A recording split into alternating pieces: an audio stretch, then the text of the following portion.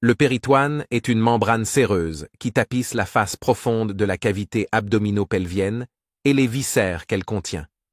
Comme toutes les séreuses, il est constitué de 2 feuillets. Feuillet pariétal tapisse les parois de l'abdomen, feuillet viscéral recouvre le tube digestif et ses glandes annexes. Les viscères ainsi recouverts de péritoine sont unis à la paroi de l'abdomen par des mésos.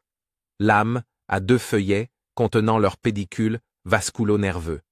Un méso prend le nom de l'organe auquel il est relié. Ainsi, le méso qui rejoint le côlon se nomme mésocolon. À la base des mésos, les feuillets pariétal et viscéral se continuent l'un avec l'autre. L'épiploune est aussi une lame à 2 feuillets contenant un pédicule vasculo-nerveux qui réunit un organe à un autre à l'intérieur de la cavité péritonéale. Il prend le nom des 2 organes qu'il rejoint.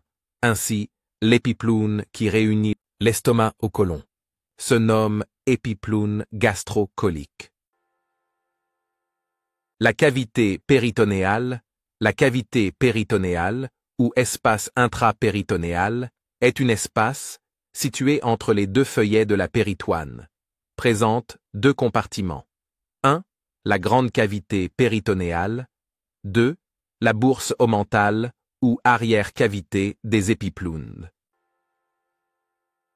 Grande cavité péritonéale. La grande cavité péritonéale est divisée en 2 parties par le côlon transverse et son mésocolon transverse, qui forme une barrière transversale à 2 étages, l'étage sus-mésocolique et l'étage sous-mésocolique. L'étage sus-mésocolique contient l'œsophage abdominal et l'estomac, le duodénopancréas en quasi-totalité, le foie, la rate. Ces viscères et leurs mésos délimitent 4 compartiments, 2 loges interhépato-diaphragmatiques gauche et droite, séparées par le ligament falciforme du foie. La loge sous-hépatique, entre le foie et la face ventrale de l'estomac. La loge splénique. L'étage sous-mésocolique, il contient une petite partie du duodénopancréas, l'intestin grêle, le côlon.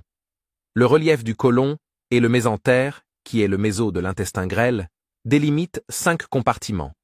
2 gouttières pariétocoliques, droite et gauche, entre côlon droit et côlon gauche, et la paroi latérale de l'abdomen. La gouttière droite communique en cranial avec les loges interhépato-diaphragmatiques, droite et sous-hépatiques, en caudale avec le pelvis. 2 loges supra- et inframésentériques, de part et d'autre, du mésentère. Elles s'ouvrent en bas dans le pelvis. Le dernier compartiment, qui est la partie la plus déclive, est le cul-de-sac de Douglas, situé entre le rectum et la vessie chez l'homme, cul-de-sac recto-vésical, entre le rectum et l'utérus chez la femme, cul-de-sac recto-utérin. La bourse omentale. La bourse omentale, arrière-cavité des épiplombs. C'est un diverticule ou prolongement de la grande cavité péritonéale, située dans l'étage sus-mésocolique. Elle est constituée de 2 cavités.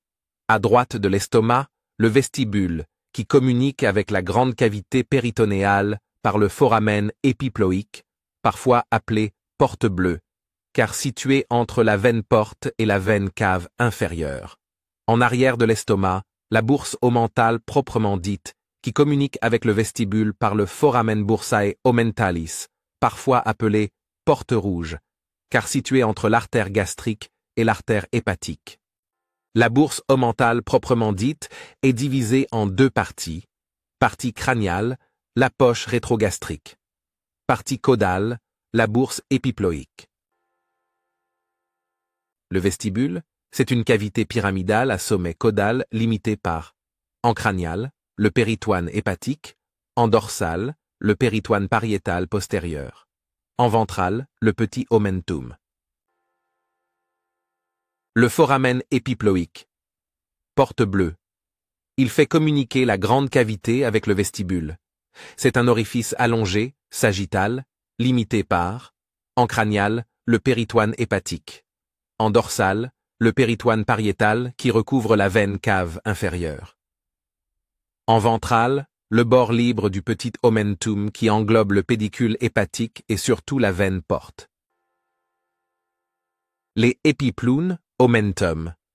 Il existe deux épiplounes principaux, le petit omentum et le grand omentum, et deux épiplounes accessoires, gastrospléniques et pancréatico-spléniques.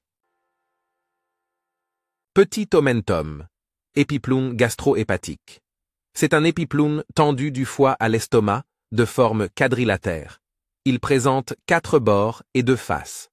Bord droit ou latéral, vertical, tendu du hile du foie au premier duodénum. Il forme le bord ventral du foramen épiploïque et contient le pédicule hépatique. On l'appelle bord libre. Bord gauche ou médial, gastrique, est fixé au bord droit de l'estomac et le bord droit de l'œsophage. Il contient les artères gastriques, droite et gauche. Bord caudal. Se fixe aussi sur la petite courbure de l'estomac et sur le premier duodénum. Bord crânial, hépatique, fixé sur le foie.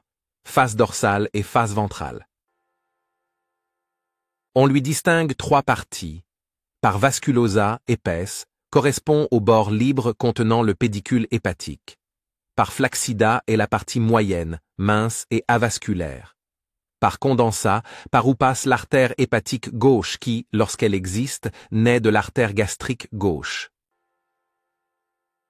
Grand omentum. C'est l'épiploune gastrocolique, allant de l'estomac au côlon transverse et au-delà. Il est formé de 2 portions. Une portion transversale, le ligament gastrocolique qui contient les vaisseaux du fond de l'estomac, petite tubérosité. Une portion frontale, le tablier épiploïque qui s'étend d'une gouttière pariétocolique à l'autre en recouvrant le côlon transverse et les anses grêles. Le tablier épiploïque contient les vaisseaux du côlon transverse.